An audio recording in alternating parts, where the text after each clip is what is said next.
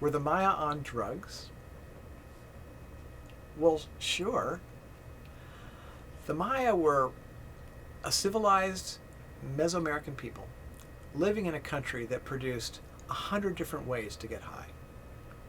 One of their favorites was toad poison. There's a toad called Bufo marinus, which was sacred throughout Mesoamerica, throughout the history of Mesoamerica, from the earliest Olmec to the latest Aztecs. And the skin of this toad produces a poison. And if you take that poison in too large quantities, it'll kill you. But in very small quantities, carefully diluted, it gives you hallucinations. And so it was a way to see God. And, you know, from the peyote of the Arizona desert to the ayahuasca of South America to toad poison, even going into caves and just turning off the lights will cause hallucinations. That was probably the most significant way that they visited the spirit world. They also would dance for hours. That can cause an altered state. They would starve themselves.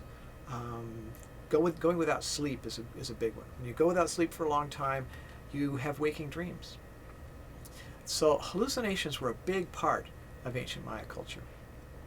And yes, even blood loss, because they did massive amounts of bloodletting.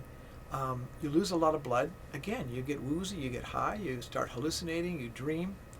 And so they associated communication with the gods with sacrifice and with taking drugs and with dancing and with going into caves. And all those things were very sacred to them. Right. So, did the Maya get high for fun? Did they have recreational use of drugs? The answer is probably. I mean, who doesn't? Every culture that has a way of getting into an altered state uses it as a religious tool and as a recreational tool. The fact is that the recreational use of drugs or alcohol is rarely recorded. There are some Maya vases that show paintings of people being drunk, you know, staggering and being helped by their friends. And there are many Maya vases that show people ingesting drugs, particularly ingesting liquids. One of the most peculiar ways that they ingested drugs was hallucinogenic or alcoholic enemas. If you drink alcohol, it starts digesting in your mouth. It digests in your throat, it digests in your stomach, and it's turned into sugar, and it doesn't do you any good. You have to drink a pint of alcohol to get half a pint of alcoholic effect. But there is no such digestive juices in the colon. The colon will absorb the alcohol and you get the full effect, or the drugs or whatever it is you're taking.